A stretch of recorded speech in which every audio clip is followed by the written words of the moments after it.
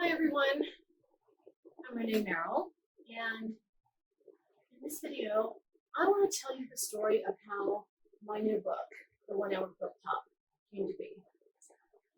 I was not planning to write a book. If you had asked me on January 1st, what was I planning to do in terms of writing books this year, I would have told you that I had no plans whatsoever to do a book. And it's really funny how this book has found me and asked to be written. And there's been a lot of milestones, kind of little miracles along the way that have brought it into being. And I just want to share them with you because I really feel like this book is special in some way, and I'm really excited to see what kind of life it has. I'll tell you that I just went to the post office today and shipped off the first batch of the book. The first box arrived yesterday, and I packed them all up and went to the post office this morning. So if you order the book, it's on its way. And I just thought tonight, I just wanted to just very simply and conversationally and just tell you about this book. So it all began with the quilt that's hanging here behind me. Several years ago, I went over to the African fabric market that's near my house. I live in Harlem, and I live near a street that's called Little Senegal, and there's lots and lots of African imports available there.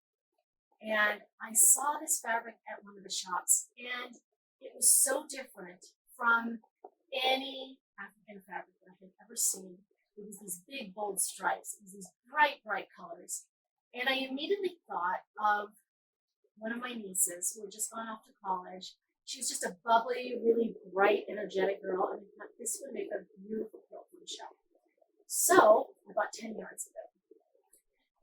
And I made 2 quilts that look like this. I call these rectangle box block quilts. And a third quilt from the strip of fabric that I took off the side, which I call a stripe quilt. And you can see I've used the stripe quilt as the back of this quilt here. So I made the top quite some time ago, and in January of this year, I took it to a friend of mine out in Arizona who does some longer quilting for me, and I asked her to quilt it.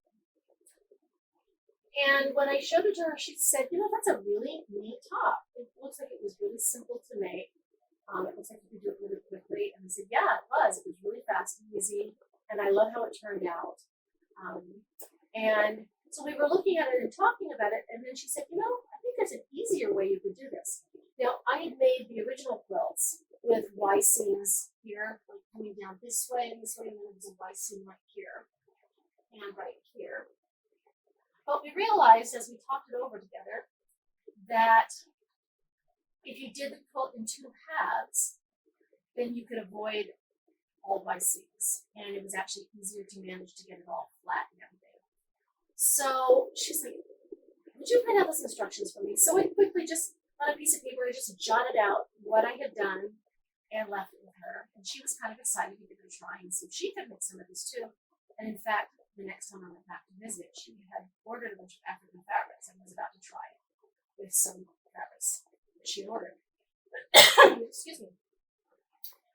So that was kind of a cool idea, and I was kind of excited about this easier method of construction. And then I went off to do the show Road to California.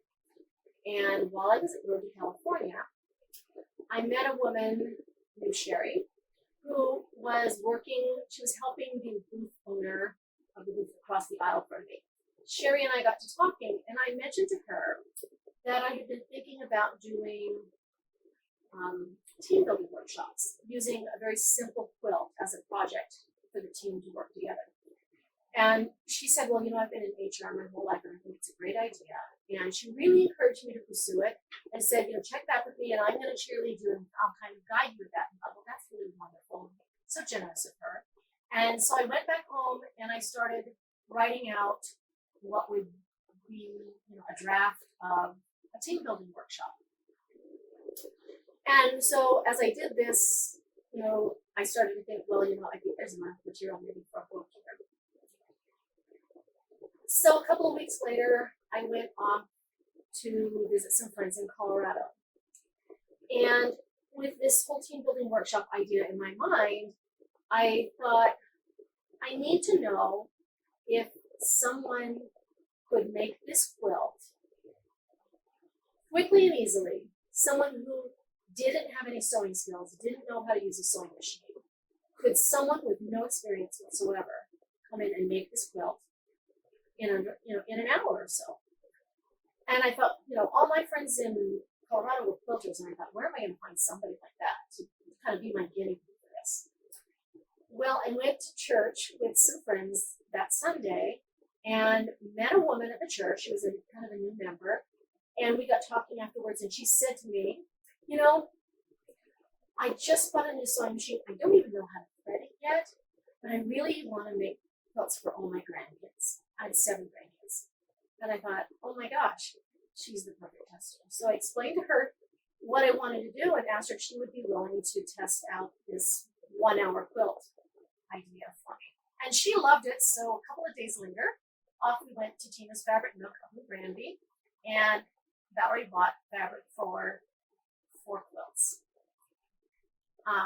And I went over the next day and we built a strip set, which took us a couple of hours. And then the next day I went over, and with the strip set already built, we were able to make 2 quilt tops in 2 hours. Now, just to be clear, I call this the 1-hour quilt top. And if you start with a border print fabric and you're not piecing together a strip set, you can start and make each quilt top in about an hour. If you make a strip set first, it's going to take a little bit more time to build the strip set, depending on how many pieces, strips of fabric are in your strip set. But once you have the strip set built, you can do the 2 tops in about an hour each.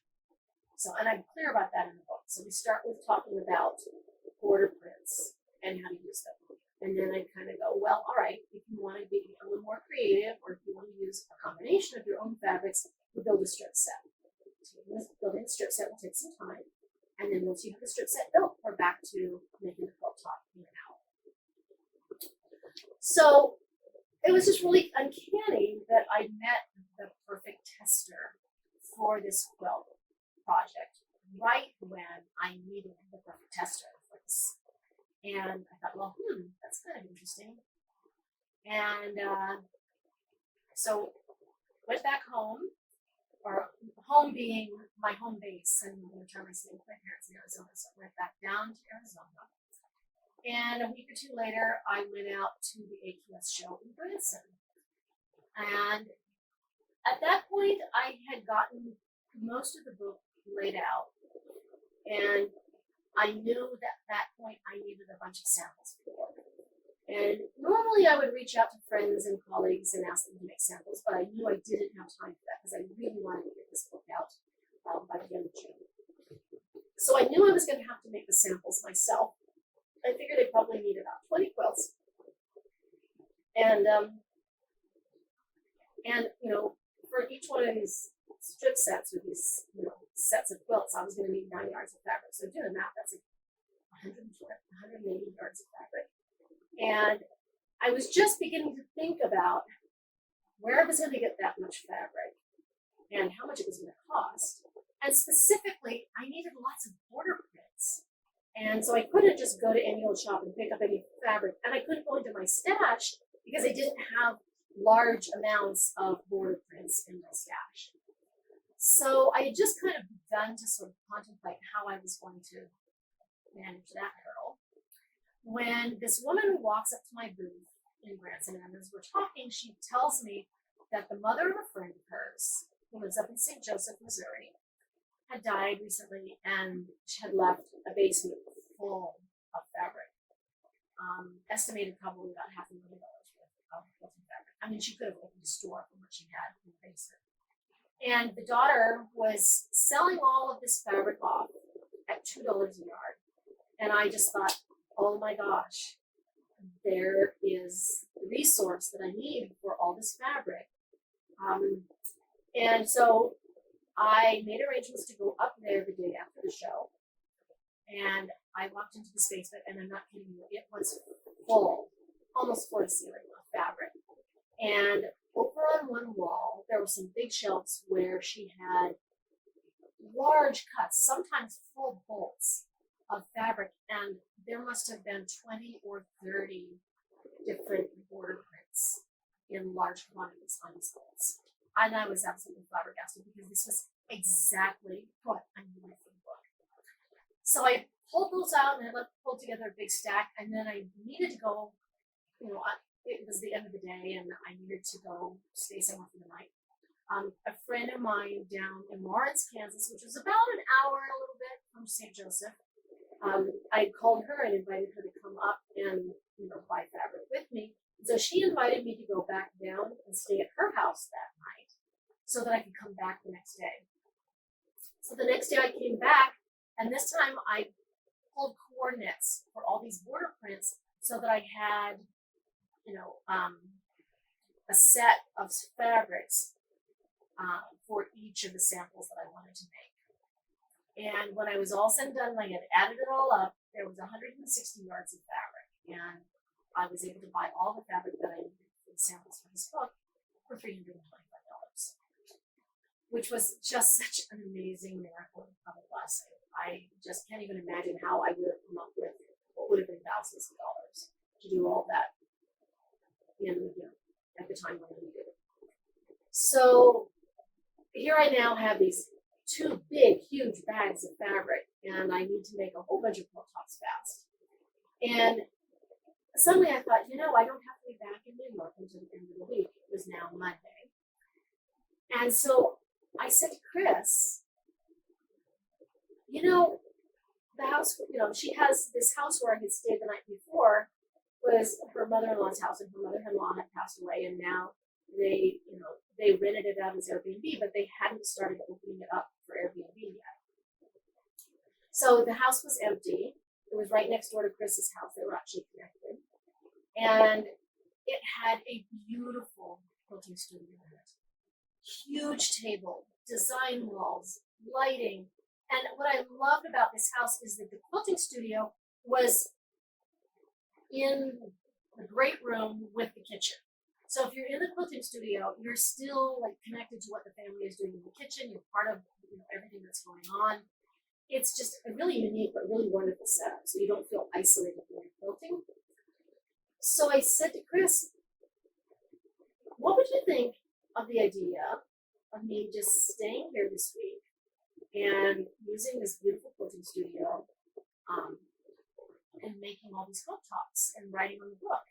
And she said, I think that's a great idea. So I went back down to Lawrence, Kansas, and stayed with Chris for the week and got 5 or 6 quilt tops done and a whole bunch of work done on the book. I ended up expanding from 1 design to 4 designs. I did a rectangle, which is what this is. Then I did a square, I did a diamond in the square, and then there's the stripe. So there's these 4 basic designs. I did one of each and was able to get most of the work done writing these patterns out.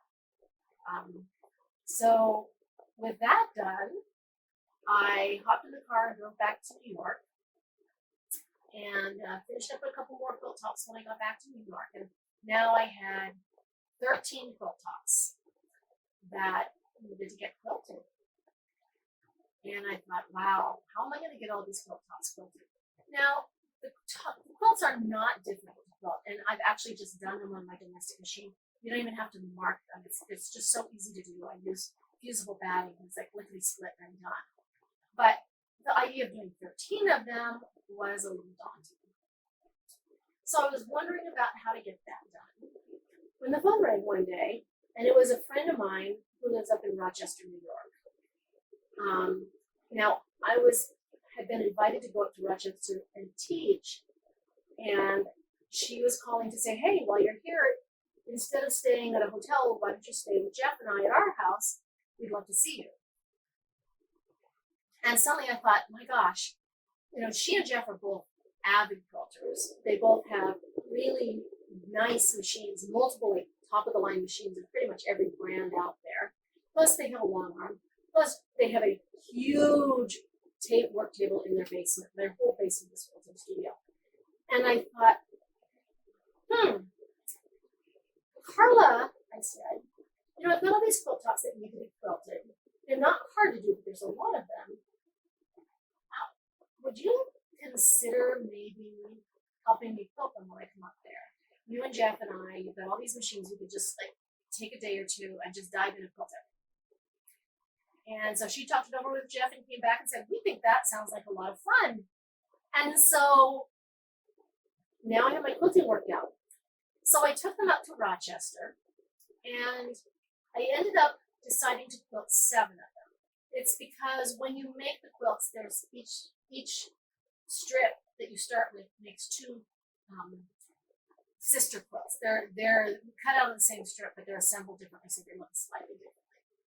And so I thought what I would do is quilt one of them and then save the other one unquilted, so if I'm teaching the class or whatever, you could see the one that wasn't quilted and see how the back looked. You could see the construction.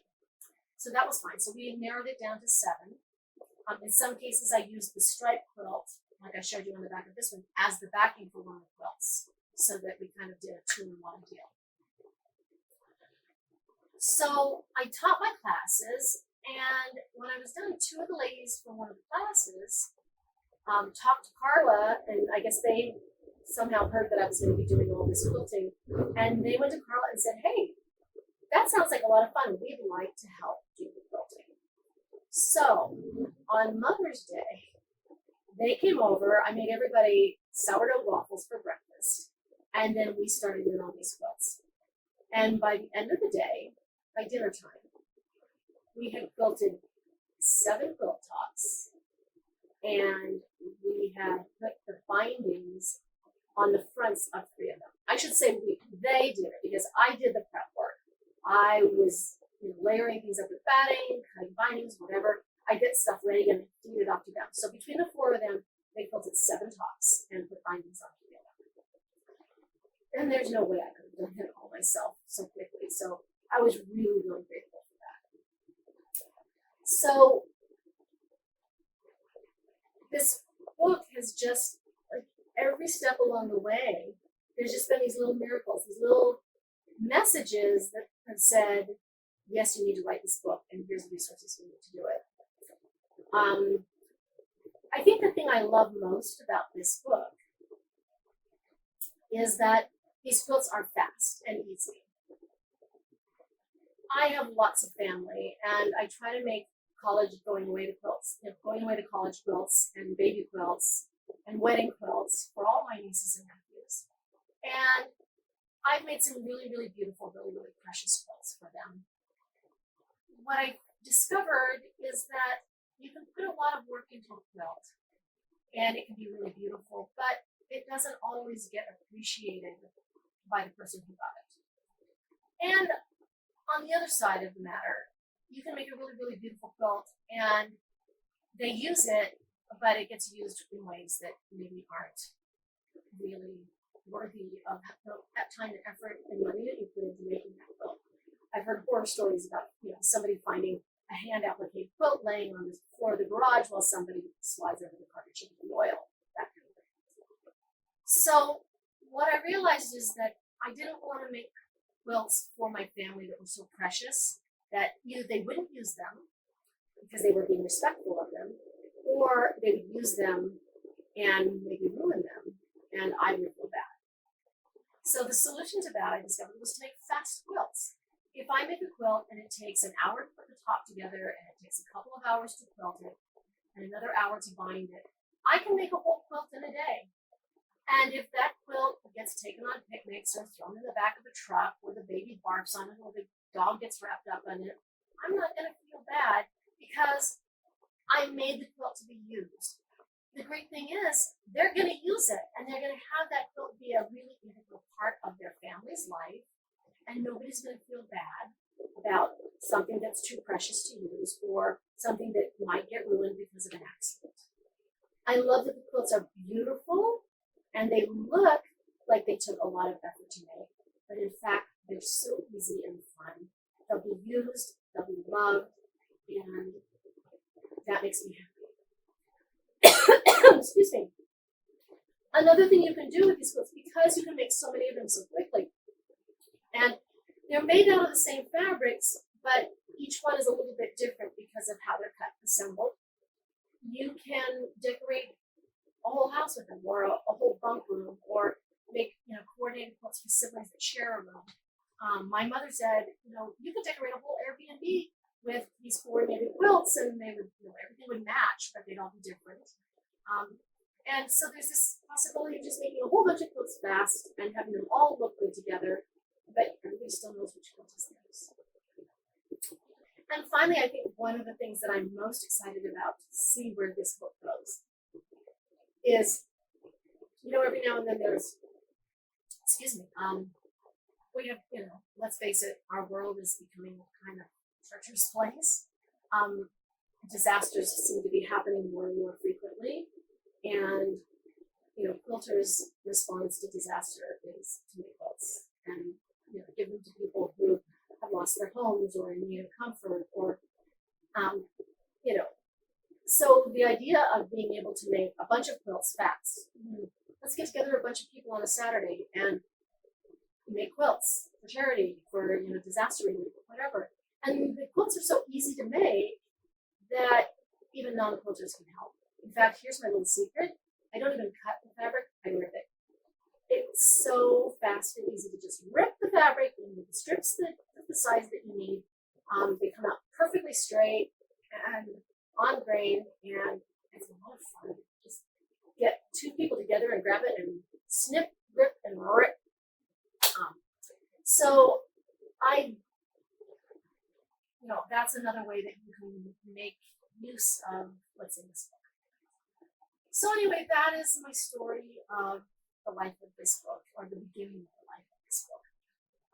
I am really, really anxious to see how it gets used, where it goes, whose lives it makes better. Like I said, it's not a book that I plan to write, but it asked me to write it, so there it is. I think what I'm going to do is to finish off this. I'm going to just show you a couple more of the quilts that I made for the book, so you can see some different versions of how they turn out. And then I will, if you look at the information below the video, I'll put a link down there where you can order the book. And I hope you get it, use it, enjoy it, and I wish you happy quilting.